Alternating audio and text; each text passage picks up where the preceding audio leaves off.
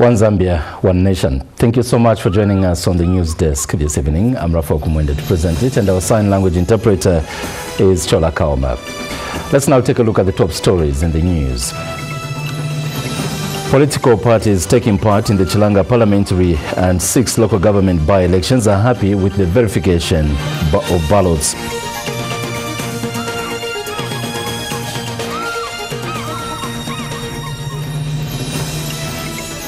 Senior Chief Mujimanzovu is disappointed with politicians criticizing President Edgar Lungu over a gift of land he received from King Mswati.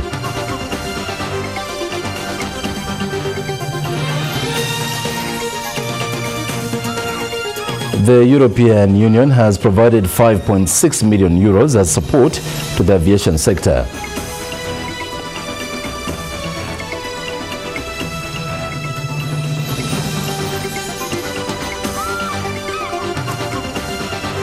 And Zambia national athletics team coach Douglas Karambo is confident athletes who will represent the country in 3 upcoming international tournaments are up to the task.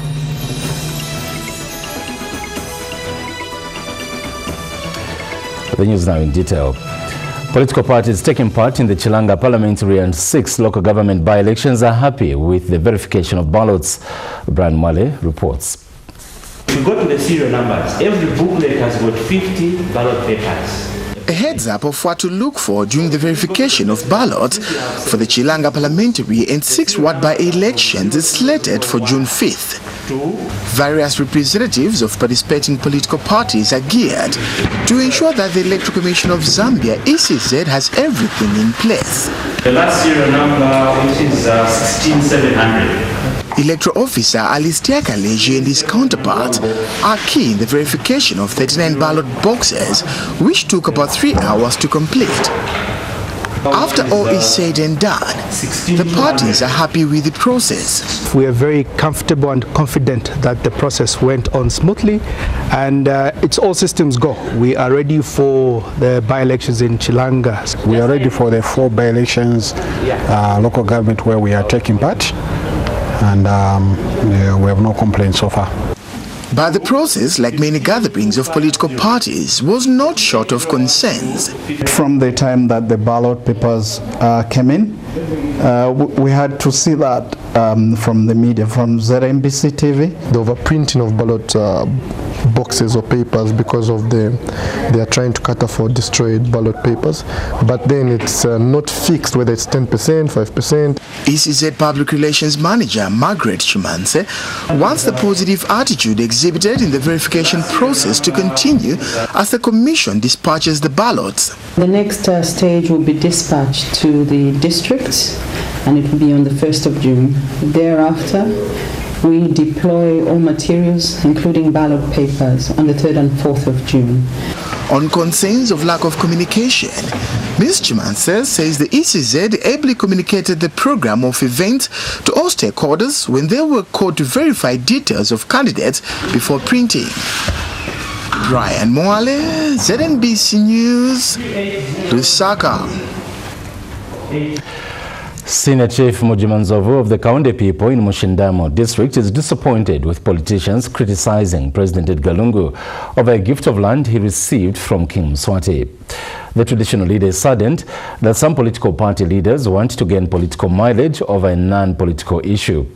Senior Chief Mujimanzovu has questioned as to why the people criticizing the head of state did not criticize a Swatini king when he was given a 250 hectares gift of land when he visited Solwezi in 2009.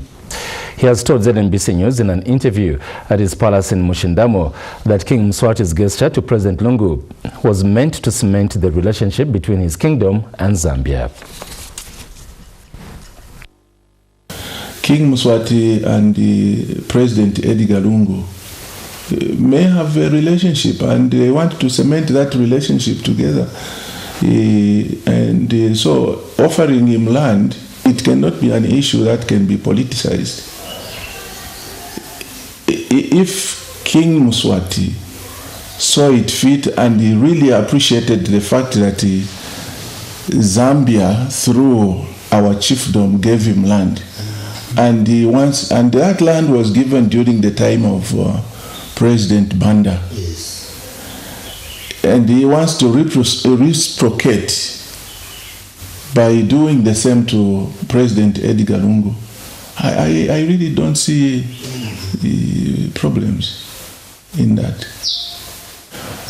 Can one give land to government, or would you be able to give land to an individual? I don't know whether this land we gave to the government of Swaziland. We did not give it to the government of Swaziland. We gave it to King Mswati.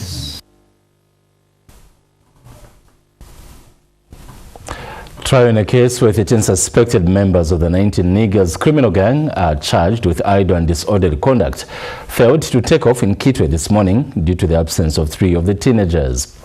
When the matter came up before Kitwe Magistrate Leonard Tembo, only 10 of the accused persons were present in court. State Prosecutor Sarah Mvula informed the court that 3 of the suspects, who are remanded at Kamfinsa Correctional Facility, were not brought to the magistrate's court. Ms. Mvula says the state was ready for trial and presented 4 witnesses who are police officers. However, Magistrate Tembo adjourned the matter to 1st June 2018 for possible commencement of trial. 2 weeks ago, Magistrate Tembo gave bail to the 13 teenagers, but 3 of them failed to meet the conditions and were remanded at Kamfinsa Correctional Facility. The 13 teenagers were given 5,000 kwacha bail each with 2 working sureties. The European Union has provided 5.6 million euros as support to the aviation sector with the 11th European Development Fund. EU Head of Delegation Alessandro Mariani says the support is for the effective and sustainable development of the aviation sector. Esnat Ngoma now reports.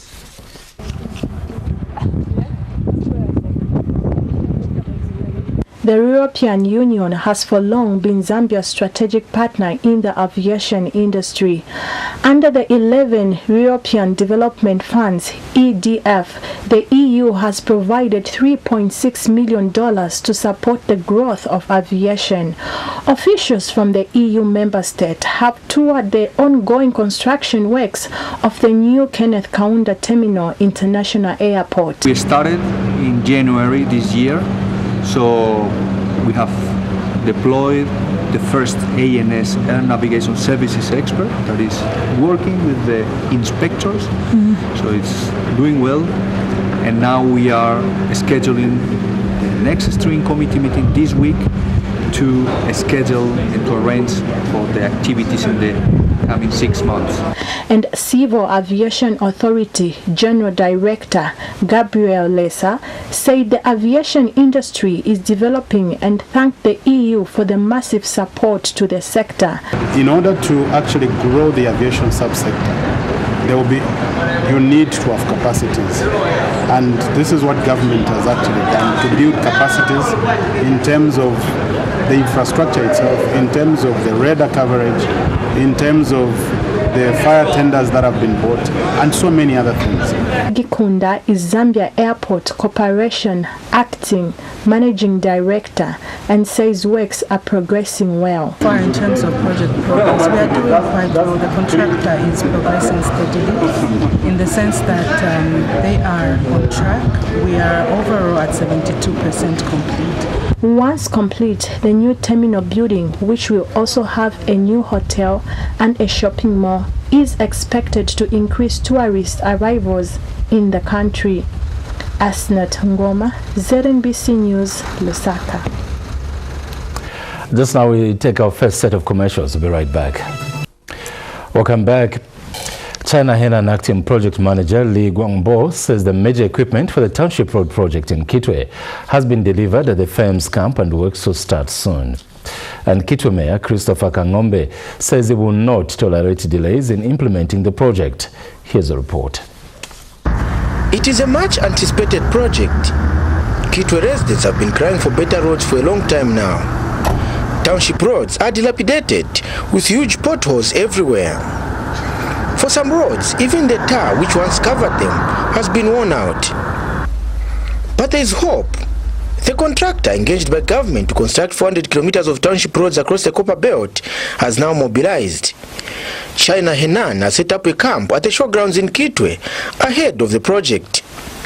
Under the project, Kitwe will benefit over 100 kilometers of township roads. In our scope of works, we have 400 kilometers within Copper Belt province and 100 kilometers within Kitwe. Yes, so we are working on it, and the time period will be design plus construction, so it will be 4 years. Kitwe Mayor Christopher Kangombe has visited the camp to familiarize himself with the project. Mr. Kangombe is hopeful that works will start soon. And I think when all the preliminary issues are concluded, the residents of Kitwe will see over 100 kilometers worked on in Kitwe.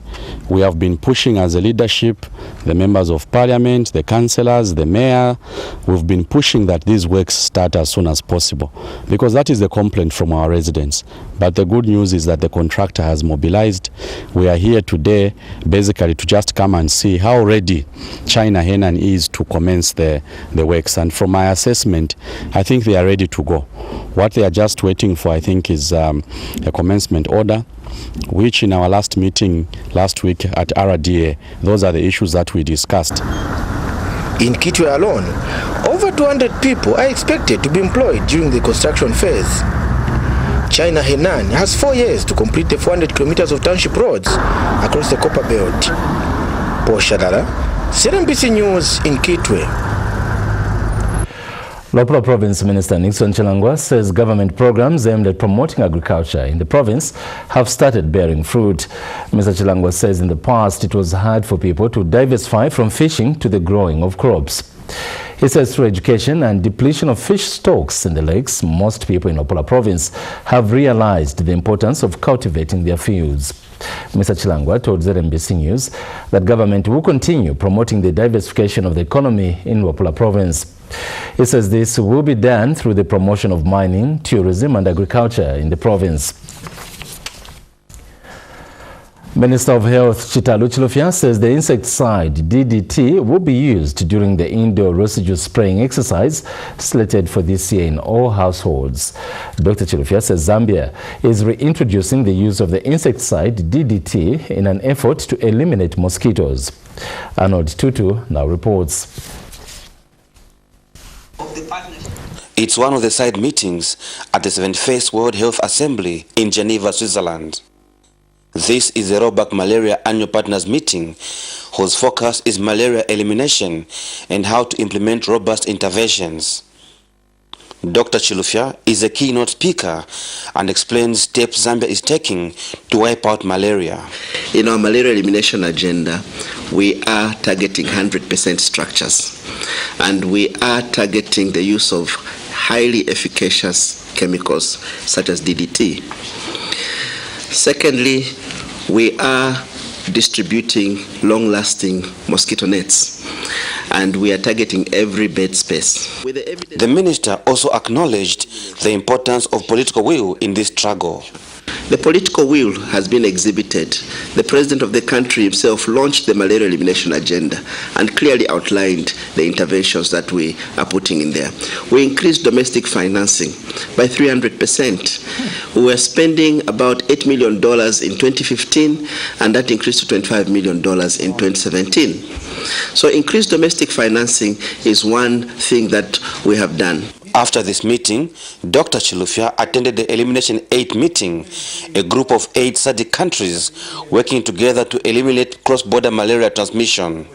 At this meeting, the Kingdom of Eswatini, which held the chair, handed over instruments of power to Zimbabwe's Minister of Health. Dr. Chilufya concluded the side meetings with an address to the G20 countries at a cocktail for the Ministers of Health, where he emphasized the need for more funding to fight diseases. The G20, I appeal that we do not reduce funding for HIV, TB and AIDS. We've scored success. It is time to sustain the gains, and we only do so, yes, by maintaining the financing. But we commit as countries in Africa to increase domestic financing, to innovate, to raise domestic financing, and to ensure that the ministries of health do play a role to coherently coordinate other non-health sector players who manage social determinants of health. And South Africa's songbird, Yvonne Chaka Chaka, who is Global Ambassador for UNICEF, echoed the minister's call for support. It makes my work as a Goodwill Ambassador to want to do the work that I do. These are the two ministers who walk the talk, ladies and gentlemen. They need your support. They have my support. Arnold Tutu, ZNBC News, Geneva, Switzerland. Zambia is looking to raise over $74.2 million United States dollars to respond to the Congolese emergency in the country.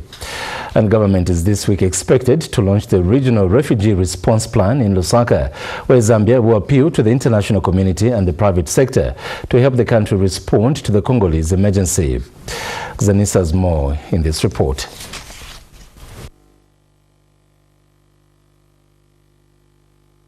The government of Zambia is seeking to raise over $74.2 million United States dollars to respond to the Congolese emergency in Zambia. Zambia is hosting over 40,000 Congolese asylum seekers in the country, out of whom over 20,000 entered the country between August 2017 and May 2018. The Ministry of Home Affairs will this Wednesday launch the Regional Refugees Response Plan for the DRC, where the appeal to the international community and donors to help Zambia respond to the Congolese emergency is expected to be made. Next week, we have the launch of the Regional Refugee Response Plan for the DRC, which is going to take place on the 23rd of May. The Honorable Minister will be speaking to the donors, private sector, NGOs, government line ministries to look at the gaps that could have been identified from this visit and ensure that we try to mobilize support for those gaps.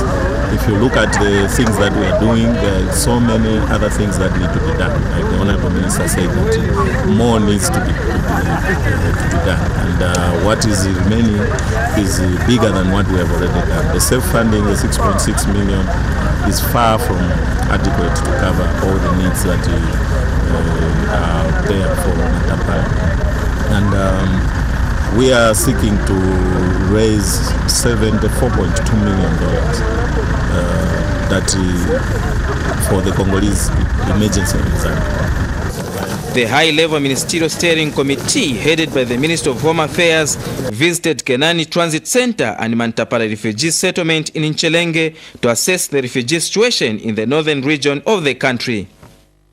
The steering committee, appointed by President Edgar Lungu, is tasked to coordinate a countrywide emergency response towards the unfolding Congolese inflow in a holistic and integrated manner. All the projects that we are seeing here are not only planned for the people that who are refugees.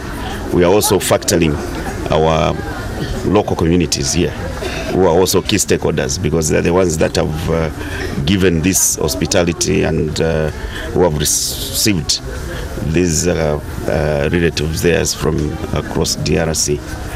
And so we are grateful, but of course there are a lot of challenges. We have also appreciated that it has been a challenge for bringing materials all the way from Nchelenge via Kawambwa to here, rather than using a shortcut, which is just 30 kilometers away. So ZNS have been on the ground. Of course, initially they have been engaged to open up the place to make sure that they do the roads, internal roads where the settlements are, where the people are living. And then I think from there, we believe that they will now move on so that the road is opened up to access in Nchelenge and also doing the road in Kawamba. The United Nations mobilized Central Emergency Relief Fund amounting to $6.6 million United States dollars and dispersed to various international organizations that are making interventions in Mantapala to implement various activities. But the funds are not enough to complete all the projects, as well as address the operational challenges that were identified by the steering committee and the gaps in the ongoing delivery of protection, assistance and services to the Congolese refugees in Zambia. Matthew Zumsuko reporting for Zanis in Cherenge, Luapula Province. Just now we take our second set of commercials. We'll be right back. ZESCO Chief Engineer South Moses Mubanga says the load shedding being experienced in Lusaka during Sundays is as a result of works being undertaken at the Leopards Hill substation. Mr. Mubanga says his firm is rehabilitating and upgrading the Leopards Hill substation. He says the project worth 16 million United States dollars will be completed in 6 months. Mr. Mubanga was speaking during a tour of the project.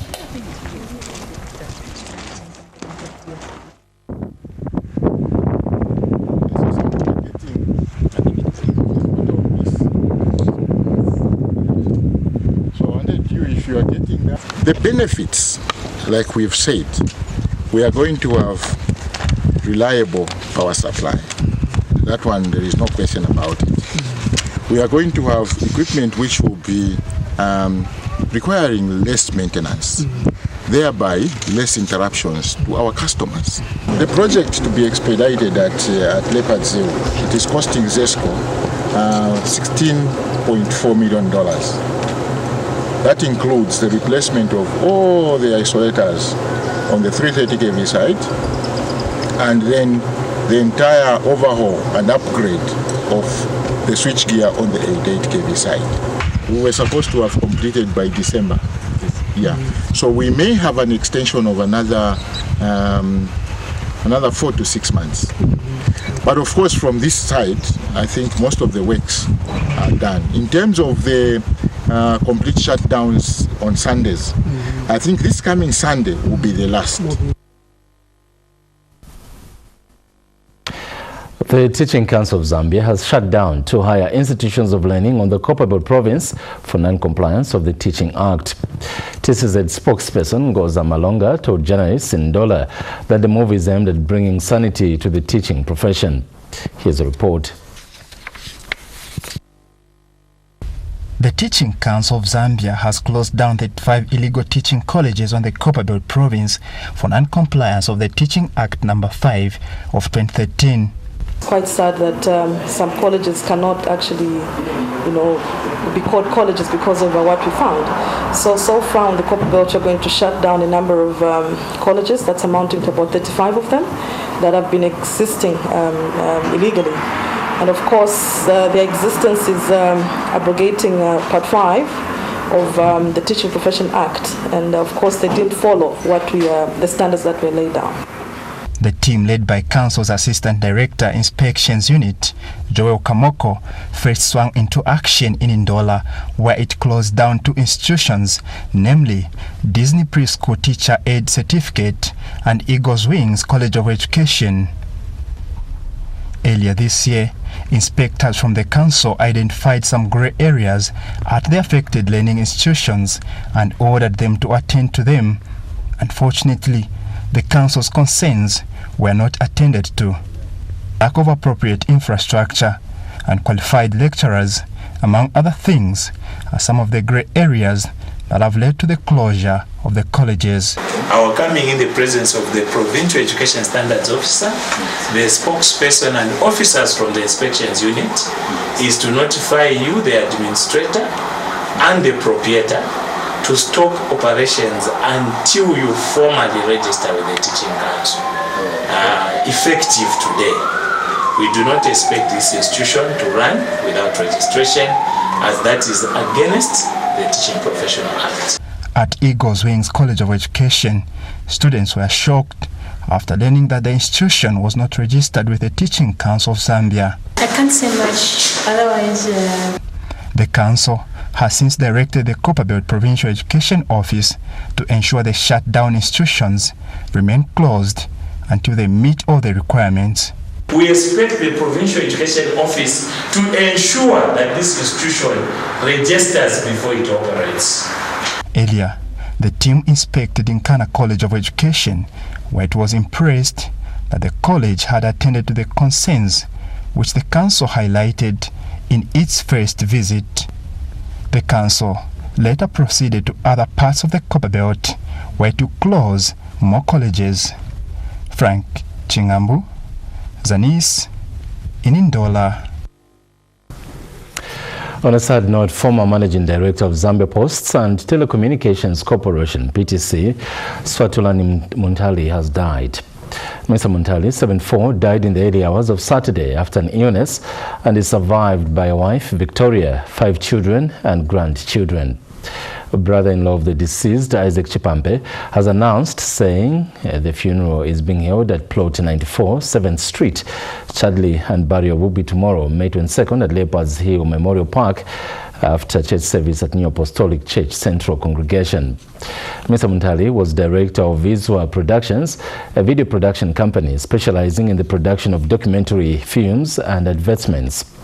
He was also vice president in the ITM group of companies responsible for development of telecommunications. As managing director of PTC, now Zampost and Zamtel, Mr. Muntali spearheaded the upgrading of the telecommunications infrastructure and extension of the network to most of the districts in the country. Mr. Muntali also served on the boards of Zambia National Broadcasting Corporation, the Tropical Diseases Research Center in Dola, and Zamnet, the first internet provider in Zambia. A graduate of University of Maine, United States, Mr. Muntali also specialized in satellite communications at British Telecoms in the United Kingdom. Just now we take our last set of commercials. We'll be right back with sports news. Stay with us. Thank you for staying with us on ZNBC TV Main News. We now present the sports segment. And on the segment tonight, Zambia national athletics team coach Douglas Kalembo is confident athletes who will represent the country in 3 upcoming international tournaments are up to the task. Details after this message. Like a place we call home, Mulungushi University cultivates innovators, entrepreneurs, responsible, accountable, relevant and ethical leaders, rare graduates. Our commitment to every student, a promise to educate the hearts, hands and minds. Our belief to make the world a better place, one rare graduate at a time. Mulungushi University, pursuing the frontiers of knowledge. Well, the sports news in detail. My name is Joy Siatsui. Zambia national athletics team coach Douglas Kalembo is confident athletes who will represent the country in 3 upcoming international tournaments are up to the task. Speaking to ZNBC Sports News, Coach Kalembo says the country will participate in 3 international tournaments, namely the Africa Championship, the Junior World Championship, and the Youth Olympic Games. We have details in the following report. These athletes are shaping up to represent the country in the 3 international tournaments. Team Zambia will kickstart the hunt for medals in July with the under-20 juniors racing for honors at the World Championship in Finland. The next stop will be the African Championship, slated for Nigeria from 1st to 5th August, and the Youth Olympic Games in Argentina, where 11 athletes will represent the country. And these athletes are equal to the task. The preparations are going on well. I think we're on track. I should say we are 85% ready. So far preparations are going good. My graph is going up, or rather, I have an uphill graph, so I know that I'm improving gradually, and that's a good sign for my coach and I. Zambia national athletics team coach Douglas Kalembo is confident his athletes will not disappoint. Now we are refocusing it on the Africa Championship in August. So this is where our focus is for Africa Championship, and I'm sure looking at the performance of Commonwealth Games. So those are the where we are really focusing on during our trainings.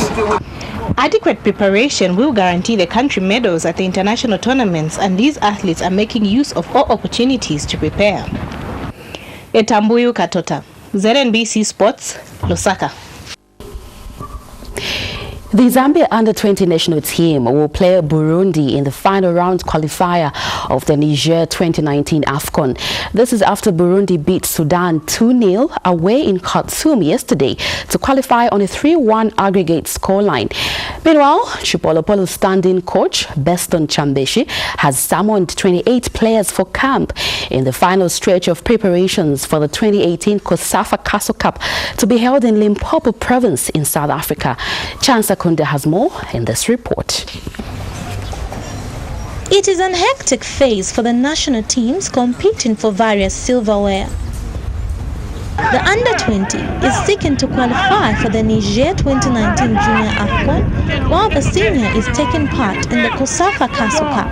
The under-20 is due to face Burundi in the last round of the qualifier, with the quest to defend the title, which was won in 2017 here in Lusaka. The team is facing some pressure, but Junior AFCON winning coach Beston Chambeshi believes every team has its own unique character. I watched the game they played against Rwanda. The boys are coming up, and I'm confident with the take on staff they have, or what they need. They need just to believe in themselves. They don't want to put themselves under pressure, maybe comparing with the 2017 Africa Cup winning team. This weekend, the COSAFA Castle Cup kicks off in South Africa, as Zambia is set to join teams in the region for the inaugural tournament. A 30-man squad has been summoned for the challenge. Zambia is focusing on its first game against Namibia. I'm happy with the turnout today. We're just waiting for Zasco players, and I hope they will join in by the end of the week.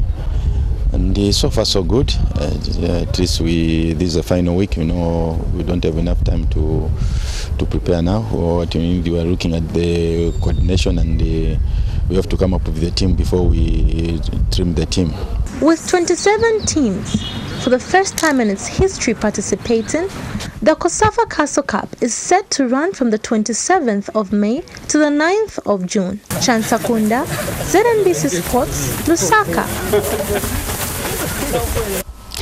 Now, Minister of Sports Moses Mawere says government is exploring various avenues to ensure increased participation of women in numerous disciplines of sport.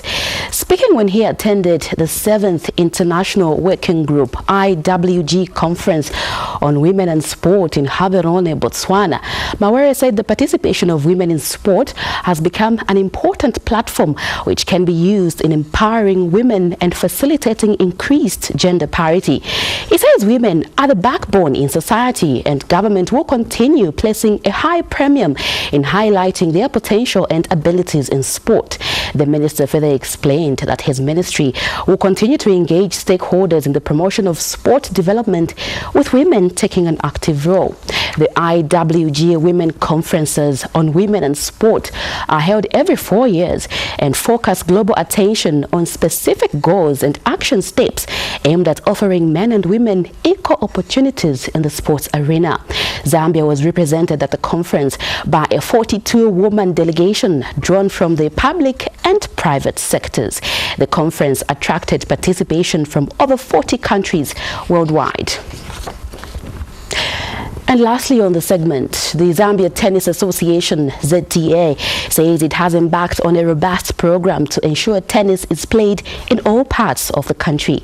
ZTA President Wayne Musiska says part of the association's mandate is to ensure the sport is developed from the grassroots. Musiska says the association's partnership with Mika Group of Hotels will ensure tennis continues to be played in the country. He says the Zambia Tennis Association will host the 2018 Mika Tennis Tournament at the Lusaka Club from May 25th to the 27th.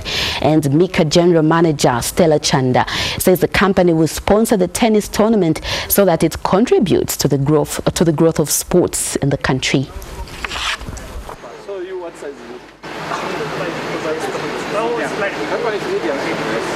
Our mandate is to ensure that we develop the sport of tennis from the grassroots. And I'm very keen to find other people that will be able to come on board, such as a Mika Group of Hotels, to ensure that we can go across the country and find tomorrow's generation of tennis champions. One of my main objectives, one of the key success factors after my executive and I have been in office is to ensure that we have got more juniors playing this wonderful sport of tennis, to ensure that we have a sufficient crop of tomorrow's champions. And I think we have shared this vision with different stakeholders. We have been engaging with the National Sports Council of Zambia. We have been engaging with the Director of Sport at the Ministry of Youth and Sport. We immediately jumped on this because of our vision for our spas and gyms in the country, and we decided to actually sponsor and help develop an unsung sport in this country, which is tennis, which is quite close to our hearts as well. Obviously, we quickly ran to Zambia Tennis Association, and we just want to appreciate them for coming on board so quickly and helping us organize this event. And we pray that, of course, this will not be a first event, but will be one of the first of its kind, and many more to come. So we just want to ask the public to come through and support. That's it for the Monday sports segment, but do join us again on Friday for more sports news. Join Raphael with the headlines after this message. As in the news, let's now recap on the top stories. Political parties taking part in the Chilanga parliamentary and 6 local government by-elections are happy with the verification of ballots.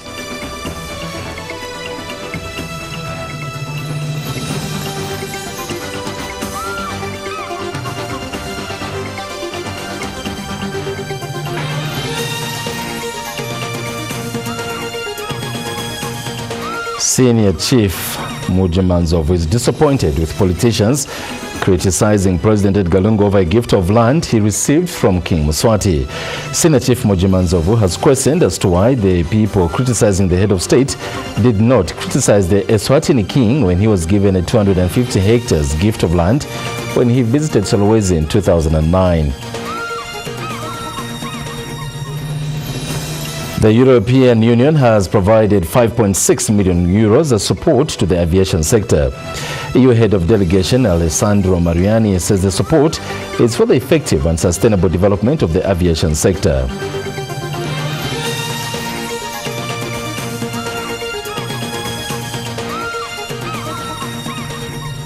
And Zambia national athletics team coach Douglas Kalembo is confident athletes who will represent the country in 3 upcoming international tournaments are up to the task. Speaking to ZNBC Sports News, Coach Kalembo says the country will participate in 3 international tournaments, namely the Africa Championship, the Junior World Championship and the Youth Olympic Games. And that wraps up our main news broadcast this hour. Thank you so much for watching us, and of course we'll be right back with more news in a couple of hours time. Until then, my name is Rafa Kumanda on behalf of the entire production team. God bless you and bye for now.